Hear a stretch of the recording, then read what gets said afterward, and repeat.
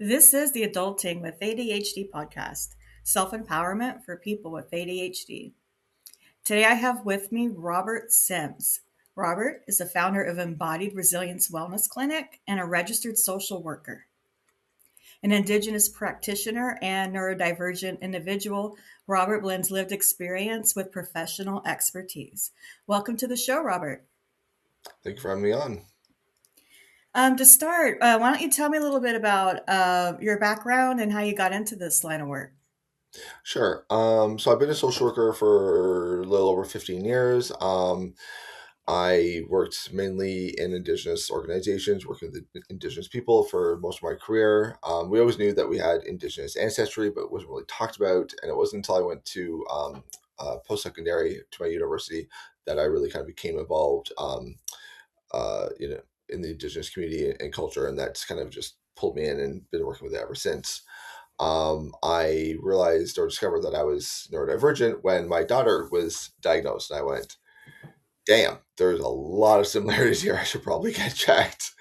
And sure enough, big old raging case of ADHD. And then the more I learned about it, and then I kind of learned about neurodivergence in general, I was like, okay, so autism kind of checks the other 20 to 30% that the ADHD didn't fully explain. And Mhm. so I was like, okay, cool. So it's I good to know. Yeah, awesome. So today we're talking about neuro affirming systems, home and money hacks that don't rely on willpower. I love that idea so much because we need more than willpower, right? Oh, yes. Uh, yeah, so let's jump into it. The first question is, what does neuro affirming actually mean when we're talking about routines for home and money? And you can also explain how that differs from the traditional productivity advice we usually get. Yeah, definitely. So neuroaffirming kind of starts from how your brain actually works and not how we think in like neurotypical society how it's like supposed to work, right? Mm, So instead of assuming things like consistency and motivation, self-discipline, willpower, right? yeah, It's variability, interest based, understanding kind of our energy fluctuations, um, you know creating kind of external accountability structures, things like that, right? yeah. Hmm. So traditional productivity tends to be like, just create the habit. We're ADHD. We can't create habits. Like literally is not possible for the ADHD brain, right? Important. You do it. God, I hate that so much. So Yeah, it's not importance based. If that was, then we would not have an issue. right. Kind of doing the same thing at the same time. Like, it's Yeah, like, no, that just kind of go back to the consistency, right? right. Right. The like, oh, just think of it and then do it. And it's like, that's great. And I highly, highly agree that that is something that you should work on. Is it something you're always going to be able to do? No. Yeah, for sure. Right. So, Hmm. kind of like neuroaffirming is really kind of just really understanding where you are. And the thing is, something that would work for me may not necessarily work for somebody else. So it's not about like, oh, these are things that like every neurodivergent person can do. Because for some people it might work and for others it might not. So it's about understanding your brain and how it works for you. And so the things that I'm suggesting are things that, generally kind of can work, but again, it's about how can I tailor this to me, and some things are going to work and some things aren't, and if it doesn't, it doesn't mean that there's something wrong with you or that you're not doing it right or you're not trying hard enough. It's just okay, this isn't working. Let's try something else. So some things would be like externalizing executive functioning, so Yeah. reminders, automation, visual cues. I take a topper for my medication. So I have an alert that comes up on my phone every day at 2:15. Do I always remember? No. But Right. I'm more likely to remember with the cue than without it, Yeah, I like that framing there for sure. right? Hmm. So like trying to do things to like reduce decisions.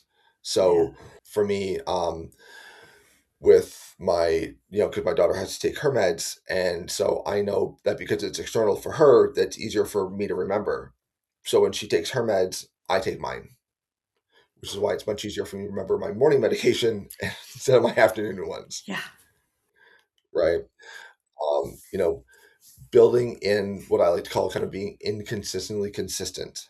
Mm, So for me, like with working out, because when I don't work out, my body just falls to crap.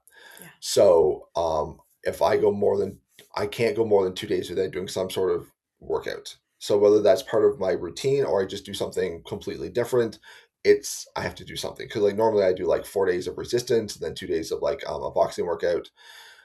Sometimes I'm able to do kind of all six, which is great. And other times Mhm. it's like I got two workouts in that week, Yeah. right? So it's just like where can I kind of like build in that consistency within my inconsistency? What does that look like, Yeah. That's right? really relatable. Yeah. And finally, and this is really, really hard to do, especially if you're late diagnosed, remove shame and guilt, 100%. Yeah. right? Hmm. You're going to make mistakes. You're going to fuck up. Yeah. Even if you were neurotypical, you're still going to make mistakes. And that's the thing that I think a lot of people don't realize, that when they make mistakes, like, oh my God, it's because it's like, listen, even neurotypical people forget things and get foggy and struggle with things and procrastinate things. Like, these are things that everybody struggles with, not just us. It's Yeah. just we struggle with it way more. Yeah. So, just if you do mess up, if you make a mistake, if you forget something, try not to beat yourself up and just be like, okay, what can I learn from this? Is there anything I can learn from this? Or was this just maybe it was a bad day? Maybe I have a lot of stuff going on in my life and I just am really struggling right now, which means that my executive functioning is going to be a lot harder. The symptoms are going to be much worse. And so, well, how do I kind of get back to baseline? How do I address kind of those external factors? Is there a way to lower my stress? Because that will help all these other areas. So if I'm not able to do that, just trying to give myself grace, Yeah. right? I love that. Yeah, for sure. Um, so how do you design systems that respect your strengths? Okay, so here are a few. Again, because it's not going to apply to everybody, Oh but yeah. Yeah. one of the things that I often say is, looking at things in terms of removing barriers or adding barriers, right? So Hmm. fewer steps, fewer decisions, and fewer opportunities for things to stall. So, and this is kind of when and where it's possible. Some of these things we can do, some of them you can't, depending on where you are. Yeah. But like the set it and forget it money system.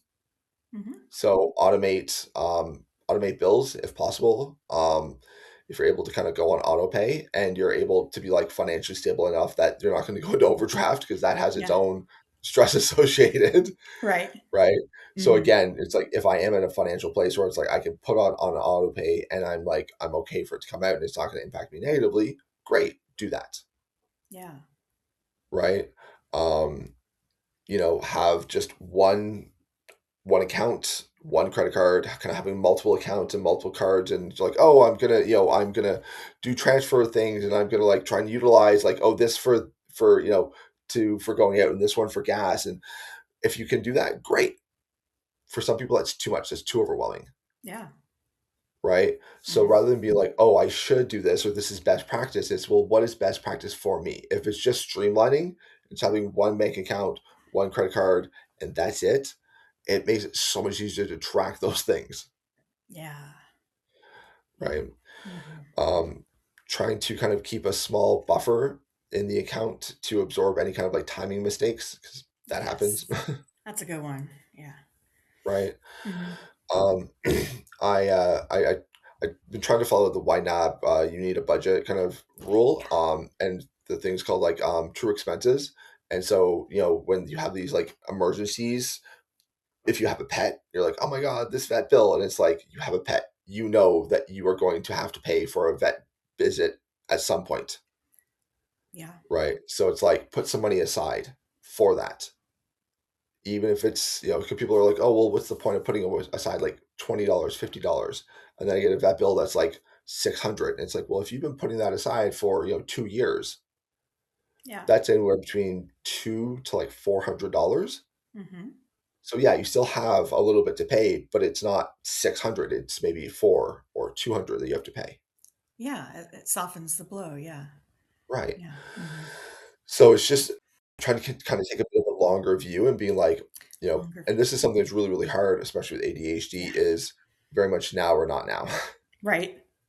Right. Hmm. And so it's really kind of like trying to sit down and be like, okay, so what are the things that, will come up, even if it's not, on a regular basis, but it's going to happen. And then how do I, try and build that in a little bit, right? So Right. don't necessarily do that yourself. I mean, you totally can, but also sitting down with somebody that you trust to kind of go over things and be like, what am I missing, right? What are some things, what could be helpful, Right. Yeah. right? I also use Do You Need a Budget? It's great. I love it. Yeah. Yeah. Mhm. Using text or email alerts for kind of like low budgets or upcoming changes can be helpful. Mhm. Um, so kind of just something that can prompt you and be like, oh, like it's things you're I might need to move some money over, right?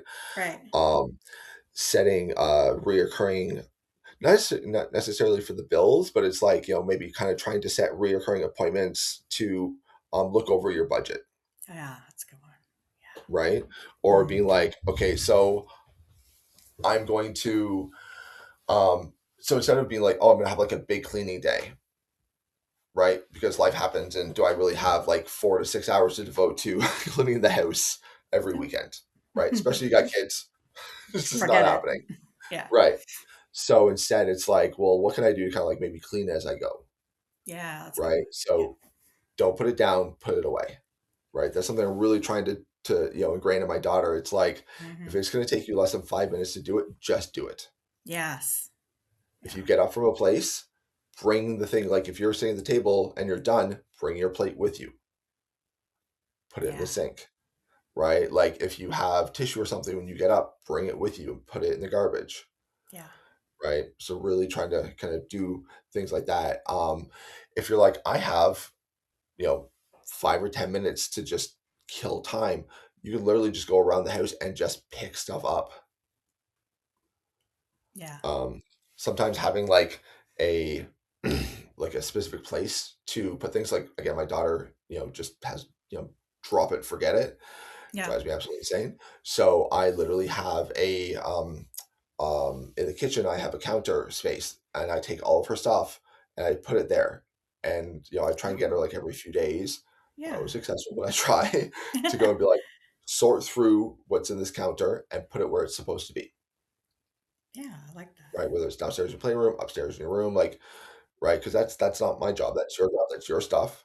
Because heaven Yeah. forbid I move something and then she's like, ah, and it's like, where'd you put it? I'm like, I don't know. I clean all the time. So Right. this way, it's like she has to take some accountability, but I'm also not losing my mind because there's stuff everywhere, Yeah. right? Right. So another one would be kind of like um, the visible and contained system, Mhm. right? So kind of like what I talked about, where it's like with my daughter with the counter, right? Mhm.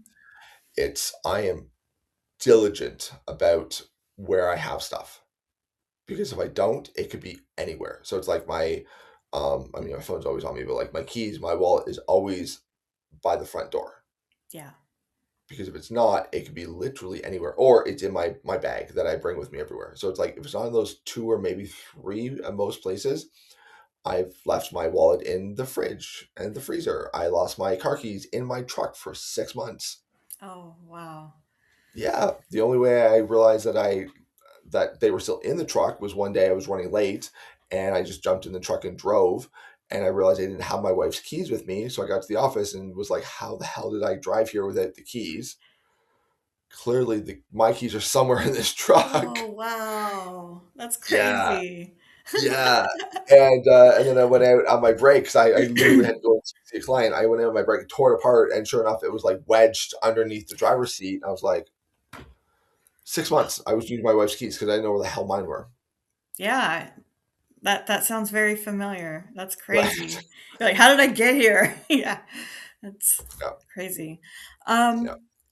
Awesome. So, before we close out, did you have anything else you wanted to add? Um, yeah, I mean, I have more stuff I can talk to you, but if it's timing, I can definitely wrap it up. So, Oh, let's see. We started it. We have like 6 more minutes, so okay. yeah, just jump in. Okay. Yeah. So I guess kind of a big piece would be like, how do you create systems that like respect their strengths while protecting against like a lot of like neurodivergent, concerns, Yeah. right? Right. So, build around your strengths, not on top of weaknesses.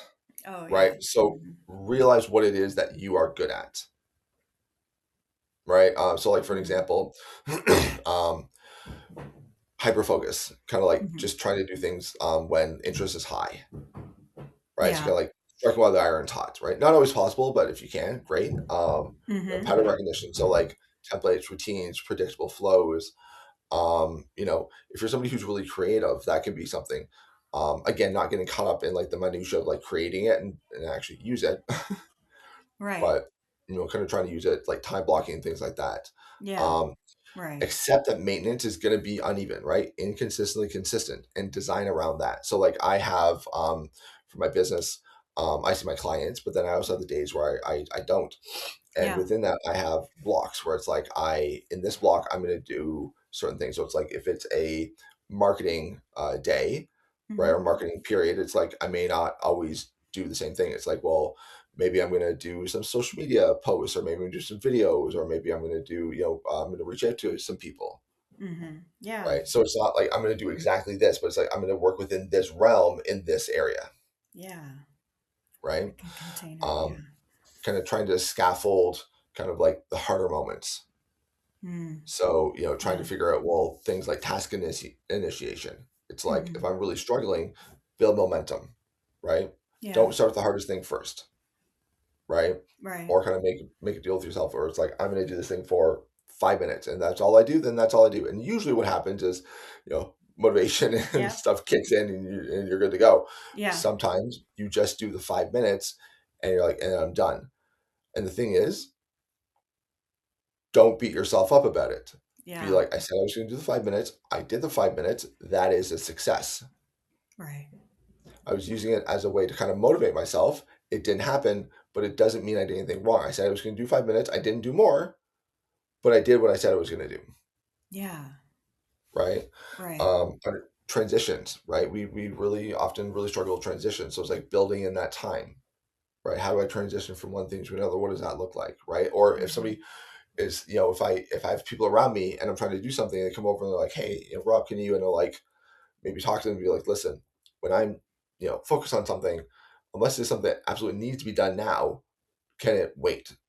Right. Or you can be like, hey, when you have a minute, and I'm like, yeah, great. So I want to finish this, do that. And then when I go, be like, hey, remember, oh yeah, yeah. Right. So like Yeah. just knowing yourself, but also kind of the people around you. Right. Mhm. Um, Understanding that, loss of interest is going to happen, Yeah. especially if you're ADHD, right? And so, Mhm. so often people will put in a plan or a structure and it'll work great for a while Yeah. and then it stops and they go, well, then I must be the problem. I can't follow through on anything. What's wrong with me? Mhm. Instead of understanding that, don't throw the baby out with the bathwater. Take that structure, that plan, that whatever it was, put it to the side, put it back in the toolbox, take out a new routine, a new schedule, do that because that's shiny and new and that will give the dopamine. You're more likely to adhere to it. And then when that starts to wear off, put it back and you bring out the old one and you go, hey, look, it's shiny and new again. Yeah. For Right. sure. Mhm. So don't look at it as a bug, but rather a feature, right? We know what's going to happen. So rather than getting upset with ourselves, it's how do we adapt to that so that we can keep that momentum as much as possible, Yeah. I love right? that. Yeah. So just to kind of close up, Yeah, right? sure. Yeah. Neuro affirming systems aren't about doing more. It's about doing more with what you have.